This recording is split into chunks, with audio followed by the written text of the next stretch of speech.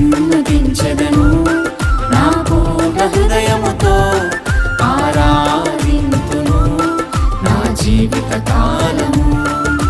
సన్నుతించెదను నా పూర్ణ హృదయముతో ఆరాధింతును నా జీవిత కాలము.